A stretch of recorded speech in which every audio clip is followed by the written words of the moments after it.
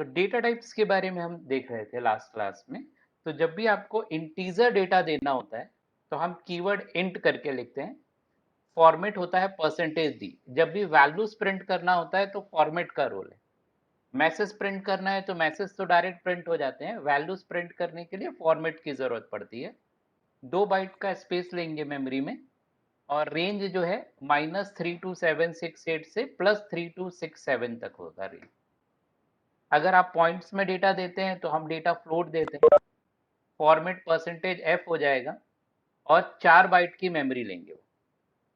3.14 10 की पावर 38 तक जाएगा, इतना बड़ा डेटा आ सकता है। अगर हमें कैरेक्टर डेटा देना है, अब लिख लीजिएगा, दो तो हमने पहले किया था लास्ट क्लास में। अगर हमें अल्फाबेट्स देने हैं, अल्फाबेट देने हैं तो हम कैरेक्टर डेटा लिखेंगे। मेमोरी में जो जगह है वो 1 बाइट की जगह यूज होगी।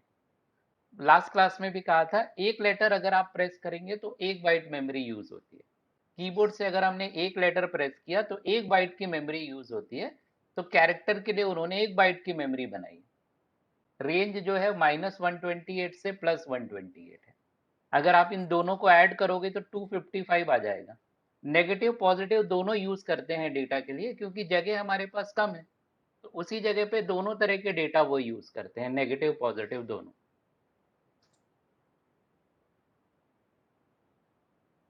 तो 0 से 255 आ जाएगा हमारा।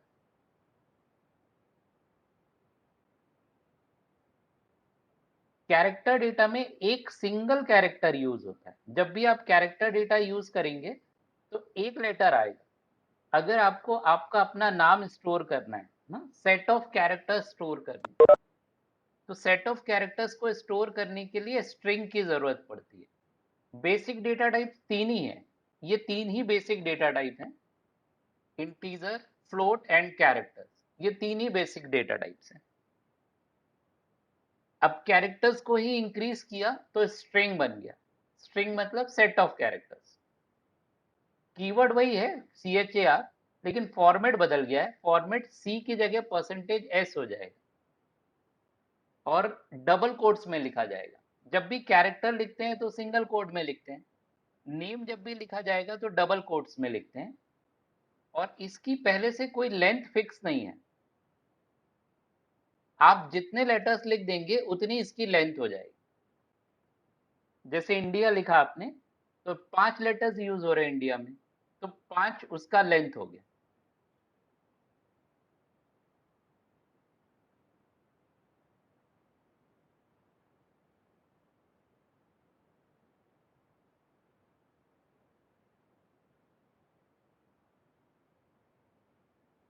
कैरेक्टर डेटा को इंक्रीज किया तो स्ट्रिंग है, सेट ऑफ कैरेक्टर्स। पहले से इसकी कोई लेंथ फिक्स नहीं है, आप जितने लेटर्स लिख देंगे उतनी इसकी लेंथ हो जाएगी।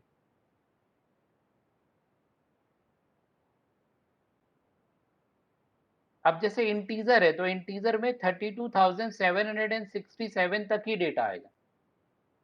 अगर आपको इससे बड़ा डेटा देना है तो इंटीजर डेटा को अगर हमें इंक्रीज करना है तो लॉन्ग इंटीजर है, क्योंकि इंटीजर में तो सिर्फ 5 डिजिट तक के डेटा आ रहे हैं। उससे बड़े चाहिए तो हम लॉन्ग इंट करके लिखेंगे। फॉर्मेट हो जाएगा %LD। एल लॉन्ग और डी मतलब डेसिमल। और रेंज डबल हो जाएगी। 4 बाइट है तो इसकी रेंज उसकी रेंज 2 बाइट थी, तो लॉन्ग इंटीजर की रेंज जो है वो 4 बाइट हो जाएगी।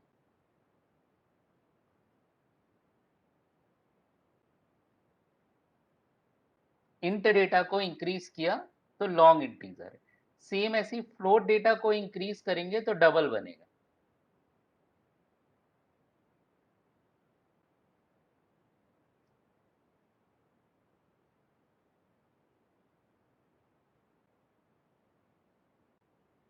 फॉर्मेट हो जाएगा %LF और 8 बाइट का स्पेस लेंगे। 8 बाइट। रेंज नहीं लिख रहा हूं मैं, बहुत बड़ी बड़ी रेंजें हैं। तो ऊपर की रेंज जो मैंने लिखा वो रेंज याद रखिए, वही हमसे पूछी जाएगी।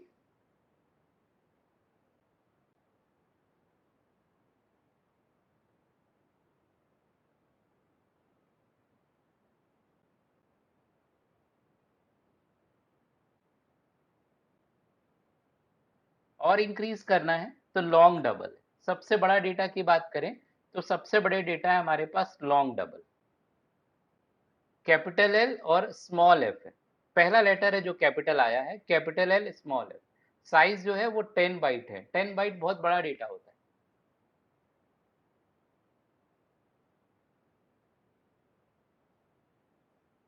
इंटीजर डेटा को इंक्रीज किया तो लॉन्ग है, फ्लोट डेटा को इंक्रीज किया तो डबल डेटा है, और इंक्रीज करेंगे तो लॉन्ग डबल है। सबसे बड़ा डेटा जो है वो लॉन्ग डबल है।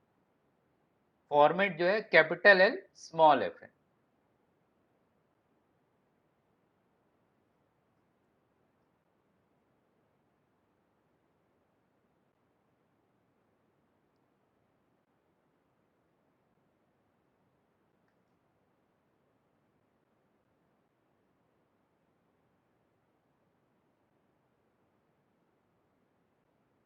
अब इनको यूज करते हैं हम। तो लास्ट क्लास में हमने एक प्रोग्राम सिंपल सा बनाया था कि एक इंटीजर डेटा को हमने इनपुट और प्रिंट करके देखा था। सिंगल डेटा को इनपुट और प्रिंट हम कैसे करेंगे, ये लास्ट क्लास में हमने देखा था।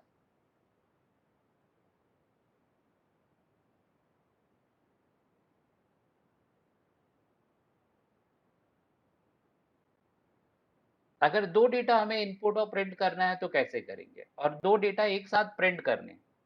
दो डेटा हमारे पास, दोनों डेटा को हम एक साथ प्रिंट करते हैं।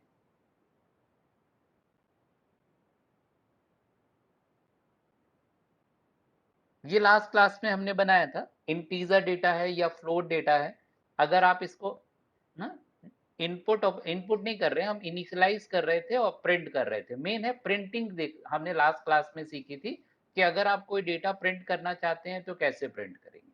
तो कोई फ्लोट डेटा प्रिंट करना है तो फॉर्मेट क्या लिखते थे, परसेंटेज एफ। तो डबल कोट्स के अंदर फॉर्मेट लिखते थे और बाहर वेरिएबल्स का नाम लिखते थे। मान लीजिए दो डेटा हैं, तो दो डेटा हैं तो हम अलग अलग डिक्लेयर कर सकते हैं या एक साथ डिक्लेयर कर सकते हैं। तो मैं एक साथ डिक्लेयर कर दे रहा हूं। ये दो डेटा डिक्लेयर किया, ए बी, और इनकी वैल्यूज हमने दे दी ना। मैसेजेस हटा दे रहा हूं, एक्स्ट्रा बढ़ जाएंगे। दो वैल्यूज है ऐसा, ए बी, और दोनों डेटा को प्रिंट करना है एक ही प्रिंट एफ से ना। आप ये लिखिए और मुझे प्रिंट करके बताइए। दोनों की वैल्यूज प्रिंट करनी है। अभी तो आसान प्रिंट करा लेते हैं, फर्स्ट डेटा सेकंड डेटा, थोड़ा सा गैप आना चाहिए तो टैब दे देते हैं बीच में। तो दोनों की वैल्यू एक ही प्रिंट एफ से प्रिंट करानी है। तो प्रिंट वाली लाइन चैट में लिख कर दीजिए मुझे, क्या लिखेंगे हम। दो डेटा हैं, दो डेटा को प्रिंट कराना है।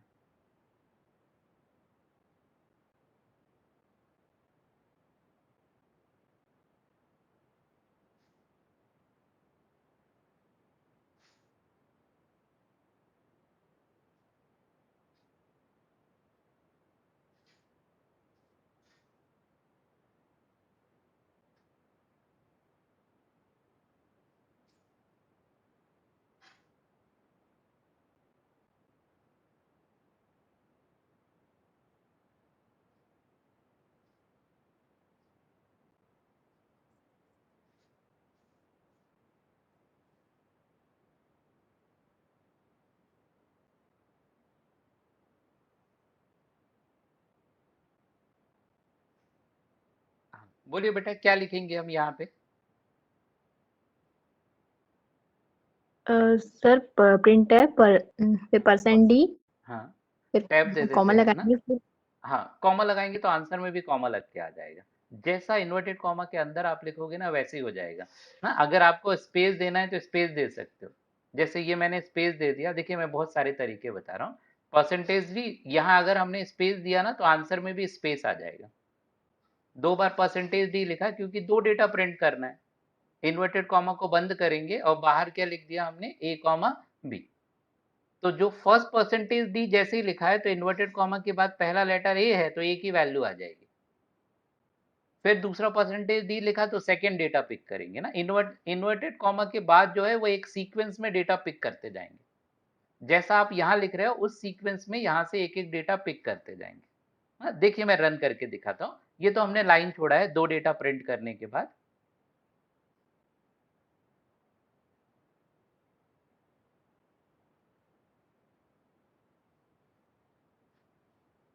फर्स्ट वैल्यू मिलेगी, थोड़ा सा स्पेस मिलेगा और सेकंड वैल्यूज आएगी।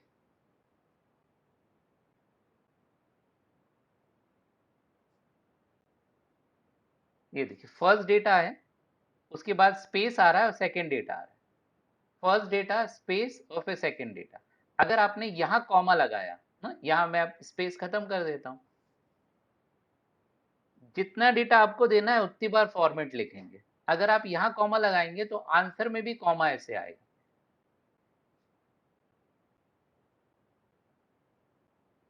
ये फर्स्ट वैल्यू प्रिंट हो रही है कॉमा और फिर सेकंड वैल्यू प्रिंट हो रही है। तो आप इन्वर्टेड कॉमा में जैसा लिखोगे वैसा आ जाएगा। अब मैं आपसे पूछता हूं, मुझे आंसर चाहिए a इक्वल टू 5 और नेक्स्ट लाइन पे चाहिए b इक्वल टू 2। जैसा ये दिख रहा है ना, ये जैसा दिख रहा है, इस तरह का मुझे आउटपुट चाहिए।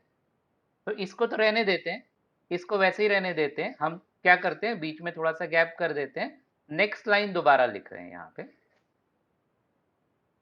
तो आंसर्स, इसमें आंसर्स क्या आ रहा है हमारा, इसमें आंसर आ रहा है 5 स्पेस और कितना आंसर आएगा 2।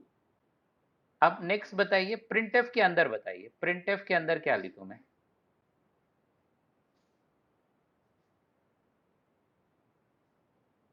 इस तरह का आउटपुट आना चाहिए जैसा ये दिख रहा है, a equal to 5 b equal to 2। इस ये आउटपुट चाहिए।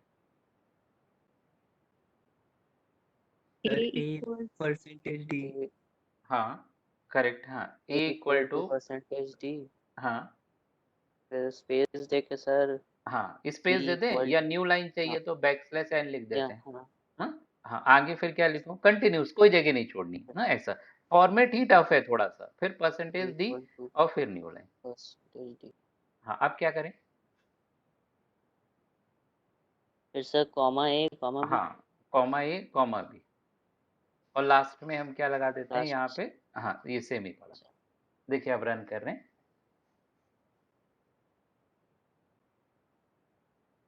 ये तो पिछला आंसर है, मैंने कमेंट नहीं किया था ना, तो ये ऊपर वाला पिछला आंसर है, ये a equal to 5 b equal to 2। थोड़ा गैप दे देंगे तो यहाँ भी गैप आ जाएगा आंसर्स में। तो आप जैसा यहाँ फॉर्मेट करोगे, ये थोड़ा सा यहाँ अगर आप गैप करोगे तो आंसर में भी गैप मिलेगा। इधर पे गैप की जरूरत नहीं है, इधर गैप किया अगर हमने, मैं ऊपर वाली लाइन को कमेंट कर दे रहा हूँ और ये बस रन कर रहा हूँ।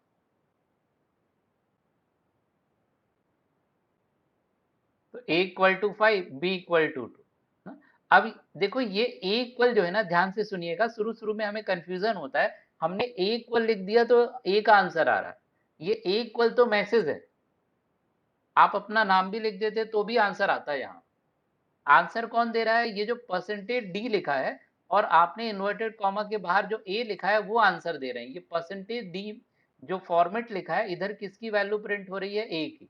अगर आप सीक्वेंस बदल दोगे तो आंसर भी चेंज हो जाएगा, मैसेज से आंसर का कोई लेना देना नहीं। अब ए इक्वल टू लिखा आएगा और यहाँ पहले बी की वैल्यू आ जाएगी, क्योंकि मैंने बी पहले लिख दिया, फिर ए की वैल्यू आएगी। देखिए रन करके दिखा रहा है, देखो a इक्वल टू 2 आ गया और b इक्वल टू कितना आया हमारे पास 5 आया। तो मैसेज ना, मैसेज और वैल्यू में फर्क समझना है। तो वैल्यूज कहाँ है, जो इन्वर्टेड कॉमा के बाद लिख रहे हो उस सीक्वेंस में वैल्यूज आएगी ना, ये लिख लीजिए। तो अगर हमें दो डेटा अगर हमें प्रिंट करने थे एक ही लाइन में तो कर सकते हैं, 2 10 1000 कितने भी डेटा हम प्रिंट कर सकते हैं एक ही लाइन में। अलग अलग लाइन में चाहिए तो अलग अलग लाइन में, नहीं है तो हम एक ही लाइन में प्रिंट कर सकते हैं।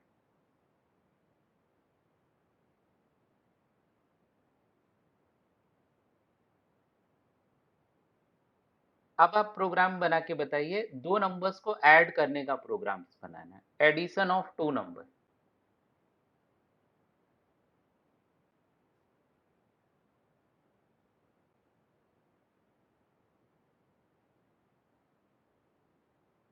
एडिशन ऑफ टू नंबर्स, ये तो सिंपल प्रिंट करने का प्रोग्राम हो गया।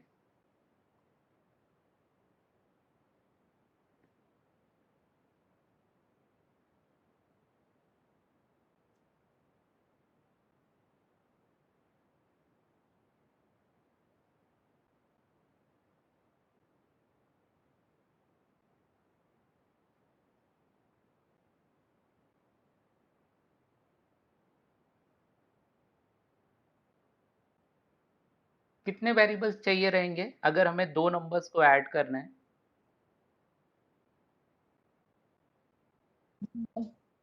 Sir 3 variables. हाँ 3 नंबर ऑफ वेरिएबल्स यूज होंगे जो वो 3 यूज होंगे।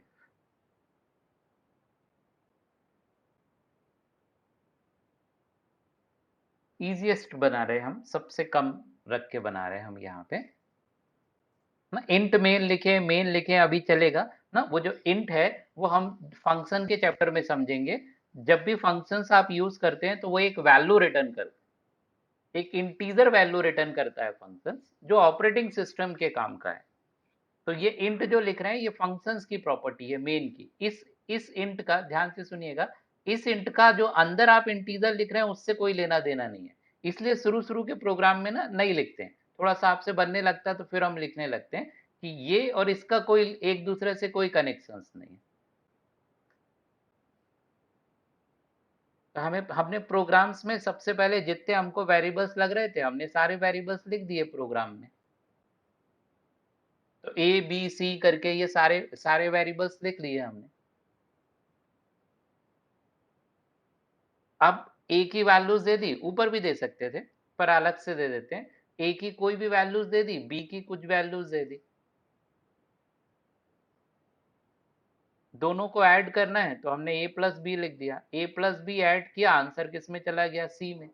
ए और बी ऐड हो गए, रिजल्ट सी में आ गया हमारे पास। और सी को प्रिंट करा देते हैं। तो या तो सी इक्वल टू लिख दें, सी नहीं लिखना है तो कोई मैसेज लिख दिया, हमने लिख दिया sum equal to percentage D, और किसकी वैल्यू प्रिंट करा दी? सी की वैल्यू प्रिंट करा दी। तीनों भी प्रिंट कर सकते थे पर अभी हमें सिर्फ फाइनल चाहिए था तो फाइनल आंसर्स प्रिंट किए। सारे वेरिएबल्स डिक्लेयर किए, ए की वैल्यूज दिया, बी की वैल्यूज दी, दोनों को ऐड किया, जो रिजल्ट्स आ रहे हैं फाइनल उन रिजल्ट को प्रिंट करा दिया।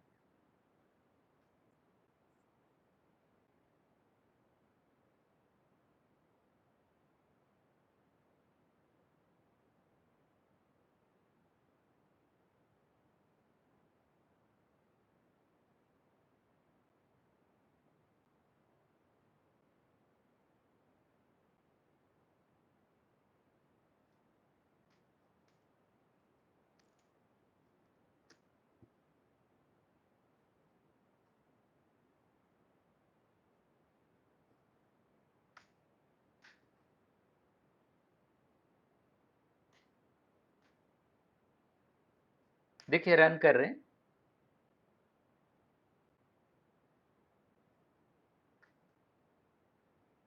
ये मैसेजेस हैं नीचे।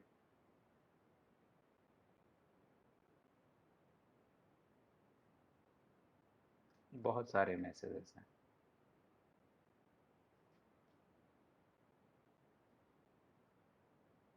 तो फाइनल आंसर्स मिला, 5 और 2 आपने ऐड किया तो 5 और 2 ऐड किया, फाइनल रिजल्ट हमारे पास कितना आ गया? 7 आ गया। तो एडिशन ऑफ 2 नंबर्स, तो 2 नंबर्स को ऐड कर रहे हैं। तो पहले क्या करेंगे, प्रोग्राम में सारे वेरिएबल्स डिक्लेयर करेंगे जितने वेरिएबल्स आपको चाहिए, एक एक करके उनकी वैल्यूज देंगे, फिर जो ऑपरेशंस करना है वो ऑपरेशंस करेंगे, फाइनल रिजल्ट आया उस रिजल्ट को आप प्रिंट करा दें।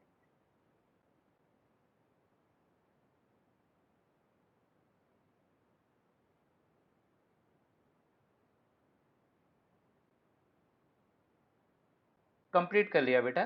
कंप्लीट कर लेंगे तो थम्स अप का साइन रहता है ना, वो दे दिया कीजिए बेटा। सर हाँ बेटा। सर जैसे एक हेडर फाइल यूज की अपन ने स्टैंडर्ड वाली, तो उसके बाद मैथ्स वाली नहीं यूज करेंगे इसमें? प्लस माइनस इनटू डिवाइड जो हमारे अर्थमेटिक ऑपरेटर्स हैं वो stdio.h फाइल में है, कॉमन है ना, जो जिनकी बहुत ज्यादा जरूरत पड़ती है ना वो stdio.h में रखे हुए हैं। मैथ से रिलेटेड कुछ और ऑपरेशंस करेंगे ना टफ वाले, जैसे हमको स्क्वायर रूट निकालनी है, तो ऐसे टाइम पे हमको मैथ.h की जरूरत पड़ेगी।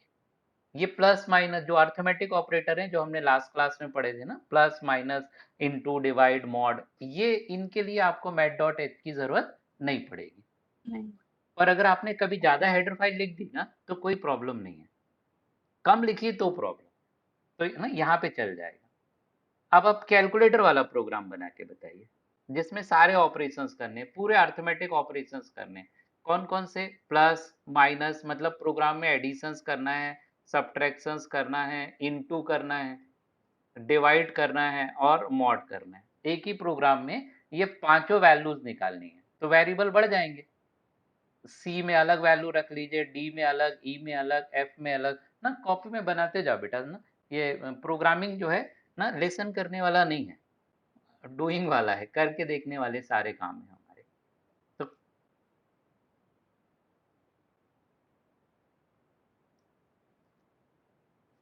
तो कैलकुलेटर का एक प्रोग्राम बना रहे, plus minus into divide mod, ये सारे ऑपरेशंस करके देखने हैं हमको।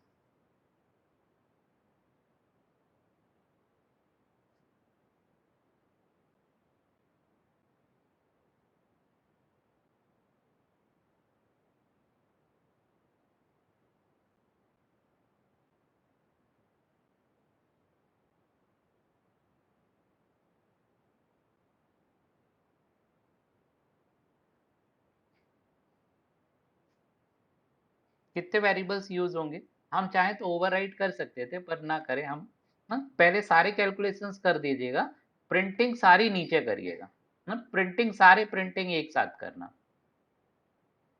तो जैसे ये एडिशन हो गया, वैसे ही सब्ट्रैक्शंस कर लीजिए, डिवाइड कर लीजिए, ना मॉड कर लीजिए, यही वैल्यूज रहने दीजिए, ताकि हमने पहले भी ये वैल्यूज लिखी थी, तो हमको इसका आंसर्स मालूम रहेगा कि क्या आंसर आएगा। तो प्लस माइनस इनटू में तो कोई प्रॉब्लम नहीं है, प्लस माइनस इनटू का रिजल्ट हमको पता है। डिवाइड और मॉड का रिजल्ट हमको मालूम करना रहेगा कि क्या आएगा।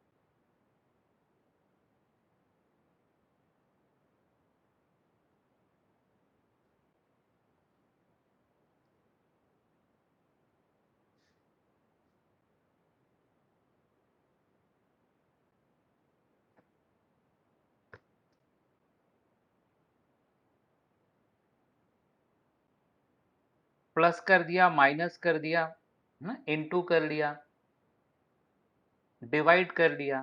तो a डिवाइड बाई बी कितना आंसर आएगा? 5 और 2 है। 5 को 2 से डिवाइड करेंगे, रिजल्ट कितना आएगा?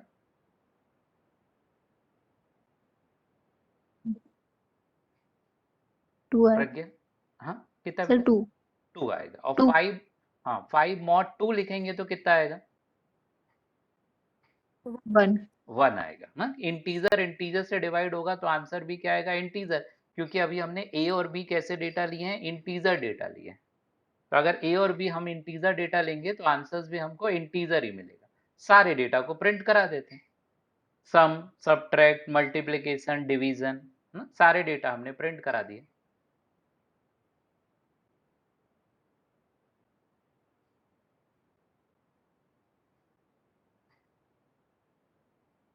तो दो इंटीजर्स नंबर को अगर आप डिवाइड करेंगे तो आंसर्स भी इंटीजर्स ही मिलेगा, जबकि आना चाहिए था 2.5, पर रिजल्ट 2 आएगा। तो इसको अभी हम बाद में फिर से बनाएंगे इस प्रोग्राम को। तो तब हम डेटा कैसे ले लेंगे? फ्लोट करके डेटा ले लेंगे। अगर हम डेटा फ्लोट लेंगे तो हमारे पास तब डेटा कैसा मिलेगा? फ्लोट डेटा आएगा। अभी चूंकि इंटीजर लिया था डेटा, तो आंसर भी इंटीजर्स ही मिला। तो सारी वैल्यूज को प्रिंट करा के देख लेते।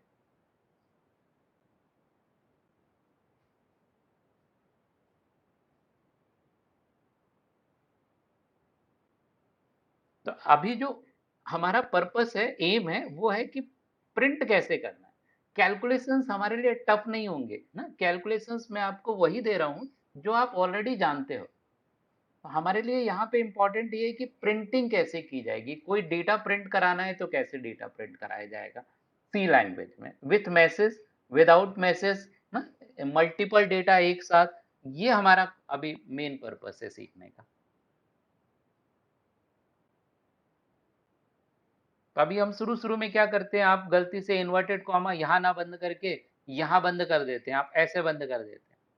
तो ये सब शुरुआत में गलतियां होंगी, तो कोई दिक्कत नहीं है ना। आप एक सही बनाएंगे तो आप देख के फिर उसको दूर कर सकते हैं एरर।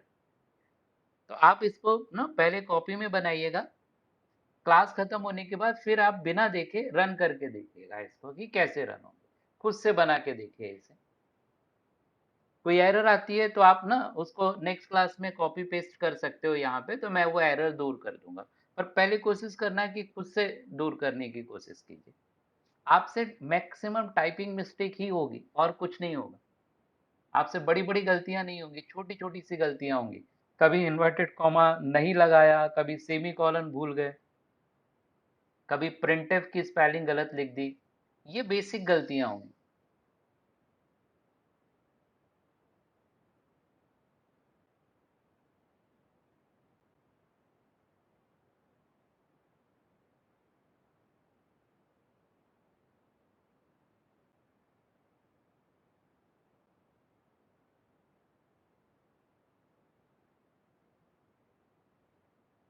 हो गया बेटा।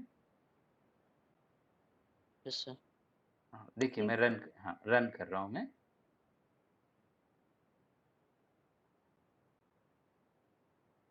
तो देखिए लास्ट के दो बस हमें समझने हैं, बाकी सब तो मालूम है क्या आएगा। तो डिवाइड किया तो रिजल्ट 2 आ रहा है, और रिमाइंडर निकाला तो आंसर्स कितना आ रहा है, 1 आ रहा है। तो ये दो डिफरेंट आंसर्स हैं, बाकी सब सेम है हमारे लिए। तो डिवाइड का प्रोग्राम दोबारा बनाइए, सिर्फ डिवाइड करना है।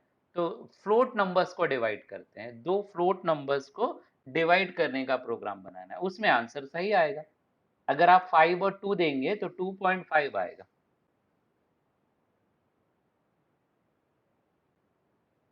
Division of two float numbers.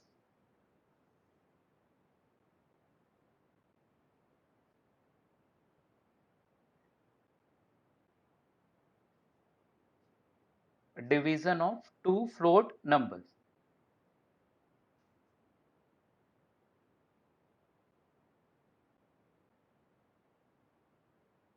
तो हम आसान करने के लिए क्या कर रहे हैं, सारे डेटा फ्लोट दे दे रहे हैं। अभी हम एनालिसिस करेंगे कि हमने सब फ्लोट क्यों लिखा। अगर हम कम फ्लोट लिखेंगे तो क्या होगा।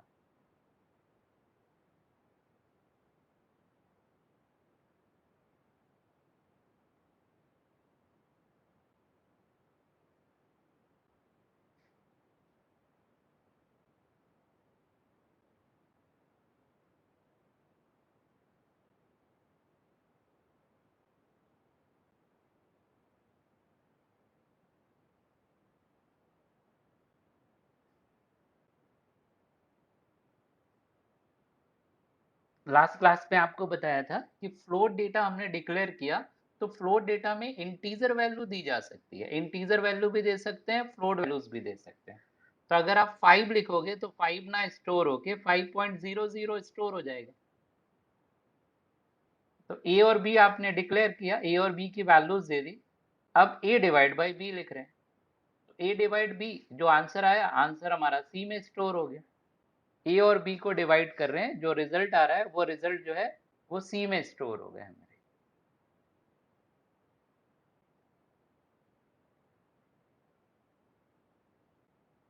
अब इसको प्रिंट करा के देख लिया हमने, तो हमने एक मैसेज दिया और मैसेज दे के उसको प्रिंट करा दे रहे हैं।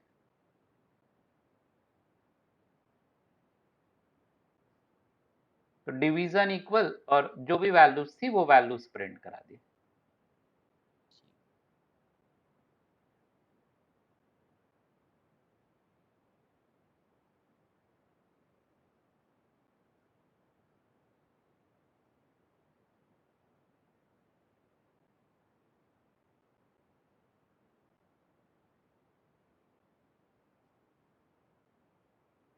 रन कर रहे हैं, देखो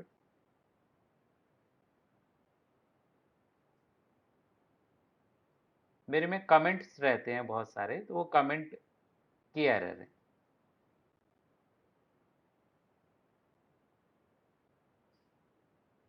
तो 2.5, अब ये सही आंसर आया। तो जब भी आपको पॉइंट्स में रिजल्ट चाहिए तो आप डेटा कैसा देंगे, फ्लोट देंगे।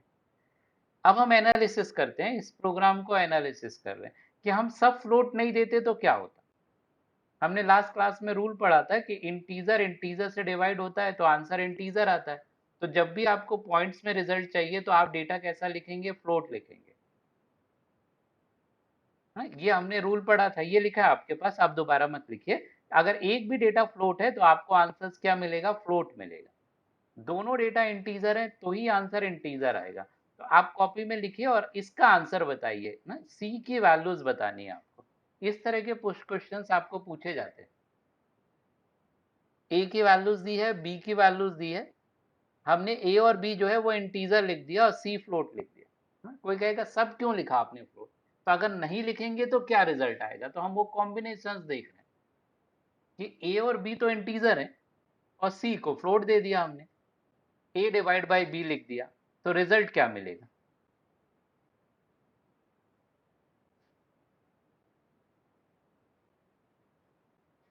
टीचर हाँ कितना वैल्यू, वैल्यू बताइए बेटा अर्नव, कितनी आएगी वैल्यू। सी की 2 वैल्यूज कितनी होगी, 2 2। ए डिवाइड बाई बी, और कोई बेटा, और कुछ, और कोई आंसर।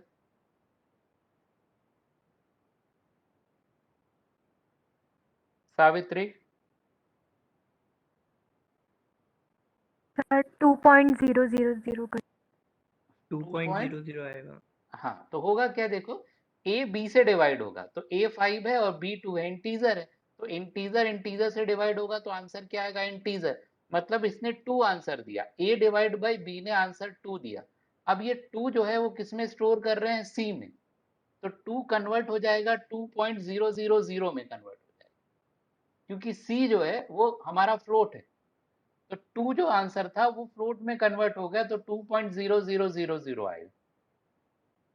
सेकेंड क्वेश्चन है, अब अगर उल्टा कर दें, अपोजिट कर दें,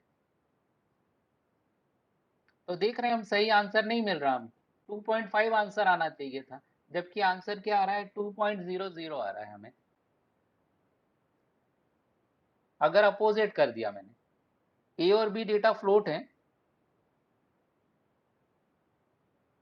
ए और बी डेटा फ्लोट है और सी डेटा हमारा इंटीजर है। सर अब वैल्यू 2 आएगी। ए डिवाइड बाई बी, तो ए डिवाइड बाई बी कितना है, ये बताओ ये कितना आएगा, जो मैंने हाईलाइट किया है ना, ए डिवाइड बाई बी, ये रिजल्ट कितना आया, 2 आएगा सर। नहीं नहीं, ए डिवाइड बाई बी कितना आया, ए और बी कैसे डेटा है, 2.00 हाँ आएगा। हाँ नहीं दो नहीं नहीं है। बेटा कंफ्यूज मत हो, देखो ए और बी कैसे डेटा है, फ्लोट है। तो इतना जो सर मैं भी, 0 हाँ जो 0 नहीं नहीं सुनो, तो जो मैं भी हाईलाइट कर रहा हूं ना, देखो यहाँ पे, यहाँ लिखा हुआ था C equal to A divide by B. तो ए डिवाइड बाई बी जो आंसर आया, ये कैलकुलेट किया आपने, तो ये जो कैलकुलेट किया ना, ये आया 2.5, ये 2.5 आएगा। क्यों, क्योंकि ए और बी फ्लोट हैं, तो फ्लोट को फ्लोट से डिवाइड करोगे तो आंसर फ्लोट आएगा। पर सी जो है वो इंटीजर है, ये इंटीजर है। ए और बी फ्लोट है, सी डेटा हमारा इंटीजर है। तो 2.5 में से वो सिर्फ कितना स्टोर करके रख पाएगा, 2। तो सी की वैल्यूज कितनी आ गई हमारी, 2 आई। ऐसे हुआ, इतने इस हिस्से ने तो सही आंसर निकाला था, पर क्योंकि सी हमारा इंटीजर था तो 2.5 में से सिर्फ क्या स्टोर कर पाए हम, 2 स्टोर कर पाए। तो फाइनल रिजल्ट क्या आ रहा है, 2 आ रहा है। फाइनल आंसर हमारे पास कितना मिलेगा, 2 मिलेगा। तो दोनों ही गलत आंसर है, पिछला 2 था, 2.00 था, और ये कितना आ रहा है, 2 आ रहा है। दोनों रिजल्ट हमारे गलत है। हाँ, पिछली क्लास में भी बताया था 2 और 2.00 इक्वल नहीं होते, ये इंटीजर है और वो फ्लोट है ना, दोनों कंपेयर करोगे तो इक्वल नहीं बताएगा। तो आसान क्या है, आसान ये है कि ना सब मिक्स करके देंगे तो गड़बड़ होगा, कुछ इंटीजर कुछ फ्लोट अगर आप दोगे तो गलत हो सकता है। तो आसान ये लॉजिक है कि जब भी पॉइंट में रिजल्ट चाहिए सारे डेटा आप फ्लोट दे दीजिए। जब भी हमें पॉइंट्स में रिजल्ट चाहिए रहेगा तो हम सारे के सारे डेटा कैसे दे देंगे, फ्लोट दे देंगे। तो वो काम क्या हो जाएगा, हमारे लिए आसान हो जाएगा। अभी जो डिवाइड लिख लिया बेटा? नहीं सर। वो जो मैंने यहाँ ये लिखा था ना, ये यहाँ से लिख लीजिए। ये जो ना डायग्राम में लिखा है ये काम का है आपके।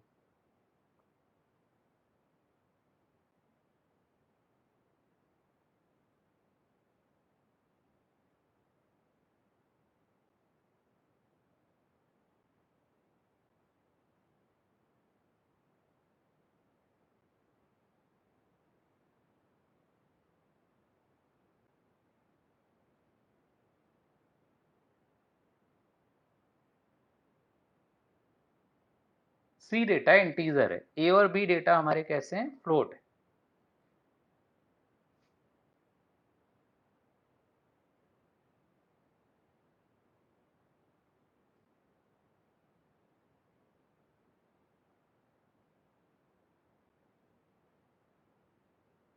जी सर। तो अब क्या है देखो, तो इससे बचने के लिए, सही करने के लिए हमने क्या किया, सारे डेटा फ्लोट दे दिए। तो जो हमने ये जो प्रोग्राम बनाया था इसलिए ऐसा बनाया था, ए बी सी सारे फ्लोट दे देंगे। तो अगर सारे फ्लोट दे देंगे तो ना यहाँ पे फ्लोट डेटा आया और फ्लोट में ही स्टोर हुआ वो, तो आंसर सही आया। तो 2.5 आ गया। तो आज जैसे मैं इसको रन करता हूँ रिजल्ट कितना आ गया हमारे पास, 2.5।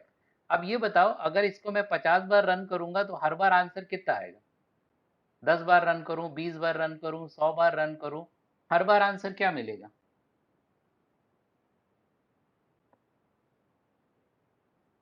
इस प्रोग्राम को हम कितनी बार भी रन करें हर बार आंसर क्या आएगा?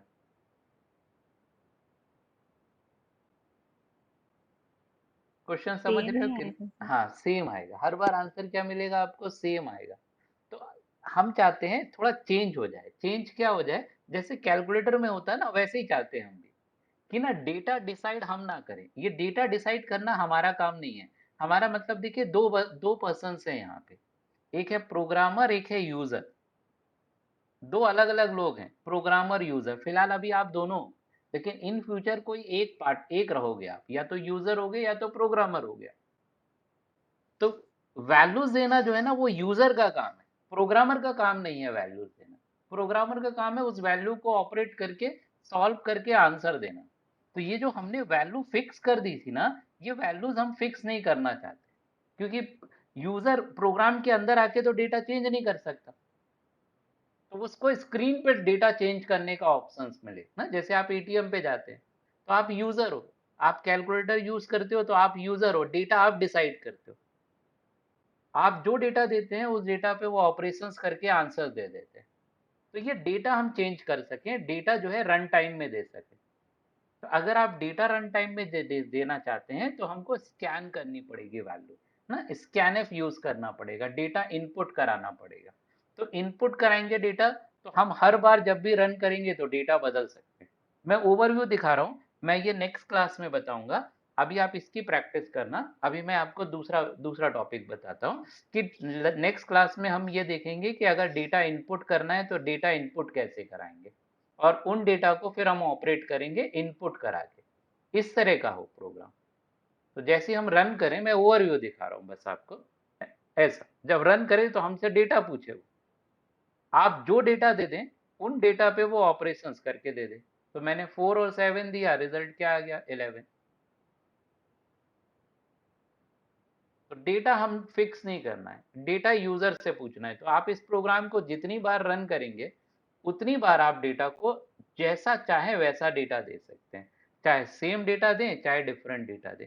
यही तो कंप्यूटराइज करने का बेनिफिट है। दो छोटे छोटे नंबर आप ऐड कर सकते हो, पर बड़े बड़े नंबर्स नहीं ऐड कर सकते ना। ऐड तो चलेगा, आप मल्टीप्लाई और डिवाइड करना है तो मुश्किल हो जाएगी। पर अगर किसी चीज सर को आप ऑपरेशंस मतलब दे सकते हैं अलग अलग।